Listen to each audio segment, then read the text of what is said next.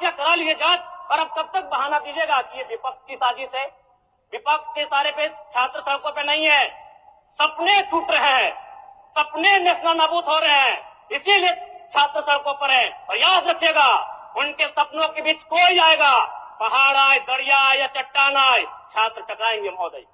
मैं फिर कहूंगा, यदि आप सच है तो सच को आंच क्या कराइए जांच, सीजीएल की जांच हो। मैं पुनः कहूंगा, खतियान आधारित स्थानीय नीति, विस्थापन नीति पुनः समीक्षा करते हुए लागू कैसे हो, उस दिशा में राज्य को बढ़ना चाहिए। महोदय, यदि वास्तव में मैया सम्मान की राशि 2500 रुपए सम्मान है, तो मैं चाहूंगा हम लोग एक सार्थक दिशा में बढ़िए महोदय। आज जितने भी माननीय हैं उनको बस की सुविधा दी जाए, जितने भी माननीय हैं अपने घर से ट्रेन की सुविधा से सदन आए, जितने भी माननीय हैं वो अपना टीए भत्ता का त्याग करे, जितने भी माननीय हैं यह जांच हो कि उनके बच्चे सरकारी स्कूल में पढ़ते हैं या गैर सरकारी स्कूल में पढ़ते हैं, निजी स्कूल में पढ़ते हैं, इस विषय का भी जांच हो। अगर उसमें अगर हुआ था वो सपना कहीं ना कहीं अधूरा होगा महोदय। 2500 रुपया सम्मान की कसौटी नहीं होगा। सम्मान तभी होता है जब समानता से आता है, समानता है तभी सम्मान है। अगर समानता नहीं है महोदय तो किस सम्मान की आप बात करते हैं।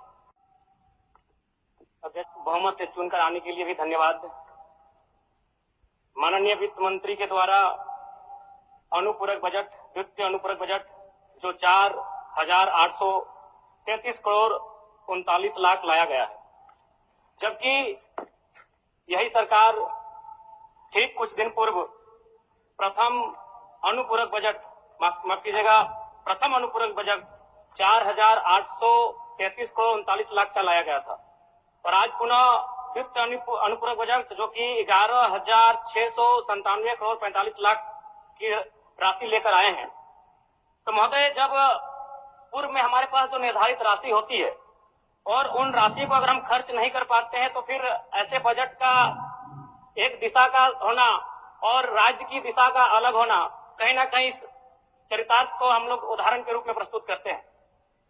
महोदय, बजट की सार्थकता तभी आम व्यक्ति को समझ में आएगी जब एक गांव का सबसे गरीब व्यक्ति, गंगवा की पत्नी गंगिया, अपनी गठरी में बाजार के बजट को रख पाए।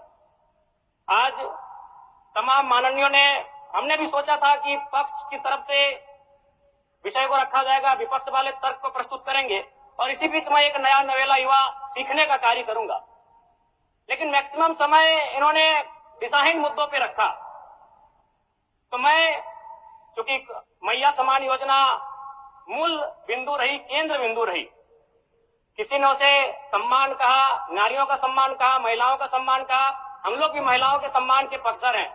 हमारे एक भाई कह रहे थे कि 2500 रुपए की राशि जब एक स्कूल कॉलेज में पढ़ने वाली बहन को दिया जाएगा तो उससे वो स्कूल कॉलेज कागज, कॉपी, कलम की सामग्री लेगी। मैं कहना चाहूंगा, अगर आप उसे स्कूल कॉलेज जाने से पहले अगर 2500 रुपए देंगे तो उसे आप निकम्मा और आलसी बनाएंगे। यदि आपको उस राशि को देना है तो उसके स्कूल कॉलेज जाने के बाद दीजिए, स्कॉलरशिप के रूप में दीजिए। मैं आज पुनः कहूंगा, क्योंकि आप सत्ता पक्ष में हैं, आप संभवतः अपने इस विषय को बचाएंगे, आप अपना पक्ष रखेंगे कि आपने मैया सम्मान योजना एक महान कार्य किया है। लेकिन मैं फिर कहूंगा, 18 साल, 25 साल, 30 साल की लड़कियों को जो आप फ्री में 2500 रुपए दे रहे हैं, आप उनकी प्रतिभा को हनन कर रहे हैं, आप उनकी प्रतिभा को नकारात्मक दिशा में ले जाने कार्य कर रहे हैं महोदय। मैं इसे आप स्कॉलरशिप का रूप दीजिए।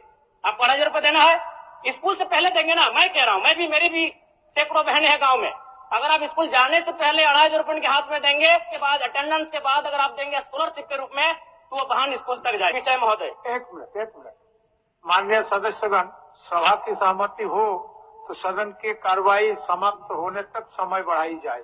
बोलिए, अब समाप्त करिए। बोलिए महोदय, यदि वास्तव में मैया सम्मान की राशि 2500 रुपए सम्मान है, तो मैं चाहूंगा हम लोग एक सार्थक दिशा में बढ़िए महोदय।